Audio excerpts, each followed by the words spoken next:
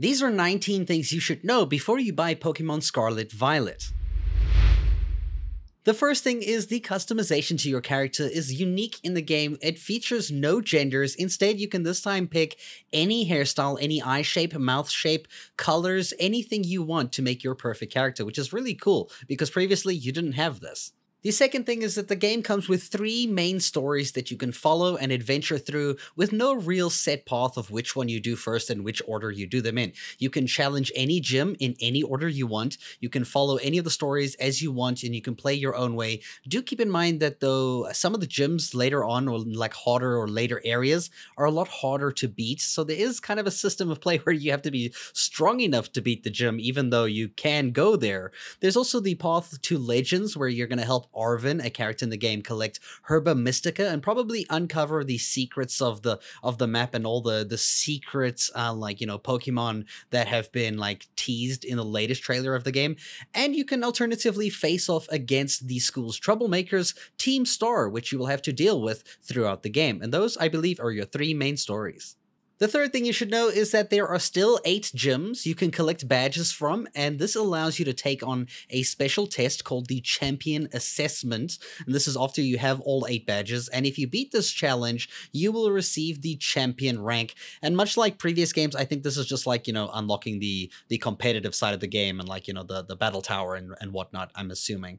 Number 4, during your adventure, you're going to meet your game version's legendary, either Koraidon or Miraidon. Obviously, you'll notice that Scarlet represents the past and Violet represents the future. And this is really obvious when you look at the words at Korai. Korai means past, and Koraidon is obviously, Scarlet's Pokemon, like legendary. And Mirai means future, and that is Miraidon from Violet. So you can see the games each mean past and future respectively. Each game goes further into their own style along with this system, as well with certain kind of unique Pokemon that are in old or future kind of style. Now, these specific legendary Pokemon can also be used to traverse the world by riding them either on land, you can swim in the ocean and like waters and rivers, and you're also able to fly, well, not really fly, but glide in the skies. Like you can jump and then you can glide off of a mountain and just glide slowly downwards across the map.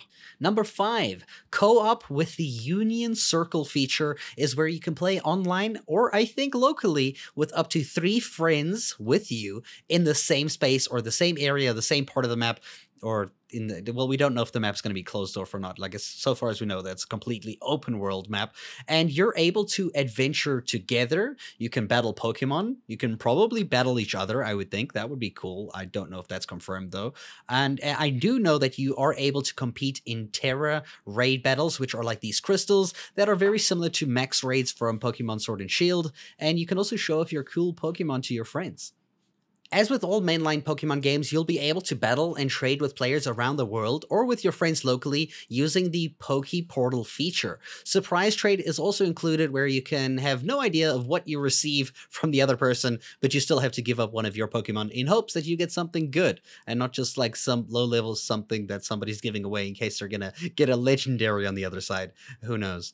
The next one is Rotom phone cases. Will have different styles or different phone covers or different like Rotom phone covers for your phone. Now this is going to depend on if you have save data from the previous Pokemon games on your Nintendo Switch, and this will allow you to speak with a lady at this area here. It's just before like the plaza or like where the school is, and you'll speak to her and she can change the cover of your phone after you've played the game for at least 2 hours or so.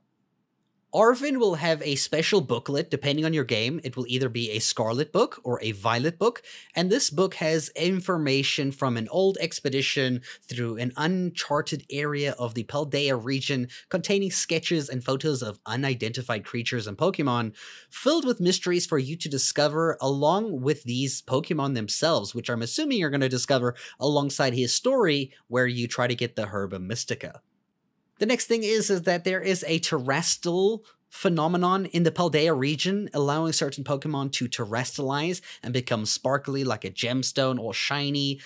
They're not actually shiny, they're just like, terastalized. And this is very similar to like the Dynamax version from Pokemon Sword and Shield. And they'll also have a Tera Jewel above their head, and this will be in a specific typing that they can have, right? So all Pokemon in the Paldea region are able to terastalize, and this will change their typing for their Pokemon, giving them an additional type compared to whatever their Tera type is. Now, there are 18 types of terastallization, meaning a Pikachu can essentially have a Tera type of any type. It can be flying, it can be fire, but they can only have one Tera type, and they're only able to know what Tera type they are once you terastallize for the first time. At least this is what is said in some of the news posts on Pokemon. In battle, you can only terastallize one time, and it lasts until the battle is over, or until you've been like broken down, I think. It can be even stronger if it uses a move that is boosted by both its Tera type and its original type. So if your Tera type and your original type using a move that kind of is benefited from both of those typings, you can be a lot more powerful. Now, you can catch these Pokemon from Crystal Tera Raids, similar to Max Raids from Pokemon Sword and Shield, which you'll see around the world as like these crystal things, and they're also shown on the map. Or you can even turn normal Pokemon into terastallized versions with a unique type on your own. Now, going on to the next thing, which follows up from the previous thing, is that if you want to unlock terastallization for a Pokemon that doesn't currently have it right now, is you need to use an item called the Tera Orb item. This item collects energy from Tera crystals that you interact with, so those Tera Raids. You can also use it to charge up at a Pokemon Center, apparently. I'm not sure how that's going to work. But now this Tera Orb is used to unlock terastallization for a specific Pokemon, and then it loses all its energy, and it needs to be charged up again in the same way so that you can use it on another Pokemon, more assumingly to kind of like see what Tera types you're getting on your Pokemon, and we're like, oh man, it's not the right one. I wanted a different one kind of thing. Currently, we don't know if it's able to change. Which is the next thing, is that we don't know if a Pokemon is only allowed one Tera type. It's definitely assumed that a Pokemon can only have one Tera type, and it doesn't seem like it's able to change it without getting a new Pokemon of that kind. So it's going to be a system where you kind of have to hunt down like multiple versions of that Pokemon in hopes that you get the right Tera type that you want on that Pokemon. Makes me wonder how breeding's going to work, if it's going to pass down Tera types. There will be Tera Raid battle events that will come regularly to the game. The first one is going to be like a minor one with Eevee, but there are going to be ones that are higher in difficulty, up to 7 stars, including level 100 Pokemon that you can battle. Now, these will be called Black Crystal Tera Raid battles, and there'll be a Black Crystal, they'll show on the map, and the first one is seemingly going to be Charizard between the dates December 1st to 4th of December and the 15th to the 18th of December. So between those days in December, you'll be able to battle and try catch yourself a Charizard. It will be extremely hard and will require a good team of another 3 trainers with you to take down this Charizard so that you get a chance to catch it. And yes, you can catch it, but unfortunately, you're only allowed to catch it once per save file. So that means you're only allowed to catch one within your game with that character. The next thing you should know is that you can get Pokemon or terastallized Pokemon from these Tera Raid battles, where you do them much like the Max Raid battles, where at the end of the battle, you can catch that Pokemon and it will have that Tera type. So keep on the lookout for, like online to see where people are like, what raids they're doing so that you can join their battles. They've actually increased the timer. Max Raids in Sword and Shield used to be only 60 seconds, I recall. This time it looks like you have up to 3 minutes to put together a good party, find other people so that you can start your battle having the appropriate amount of people, or even be able to find the right battle that you want for a Pokemon that you're looking for to try catch in somebody else's Tera Raid battle, Crystal Battle, or whatever we're calling these. The next thing is that terastallized Pokemon will have a special move called Tera Blast, which is a move that will become the type of your Tera type. So it's a normal move by default, but once you're terastallized, it will become the type. Like, so if you are a fire Tera type, it will turn into a fire move. Tera Blast will become a fire move. It will also scale to the damage based on your highest attack stat. Whether attack or special attack is higher, it will cater to whichever your strongest attack is, and it will be the damage from that. So yeah, that's actually quite nice.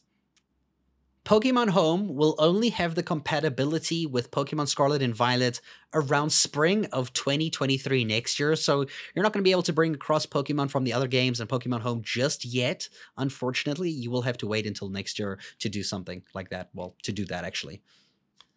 In the Battle Stadium, you'll be able to share a team composition online with other players using an ID, and you can also borrow other people's rental teams to try out in battle in this cool new feature. So it's going to be quite cool to see like what teams people rent out so that you can like borrow and use in battle and see how it works, and maybe find a new Pokemon that you really like in a competitive setting. Might be cool. I actually like this idea. The game will feature a crafting system using league points, which we currently don't know how it's earned, and also items gained from battling unique types of Pokemon, unique to those Pokemon. And these materials can be used at the TM machine, which is the technical machine to craft TMs of your own choosing to add specific moves to your Pokemon. The 18th thing is that picnics will be a feature similar to camping with Pokemon and doing various activities both for fun and most likely increasing Pokemon friendship. But this time, you can make sandwiches that can have a special effect for your world, such as increasing the spawn rate of a certain type of Pokemon, like fire types will be more consistent around this area. There's also seems to be other types of boosts and buffs that this thing can give, so it might be very interesting to see where these like sandwiches go. It's also not uncommon to have eggs left over at a picnic after you're done picnicking. So we're also curious on how the breeding is going to work. Is it done through the picnic system?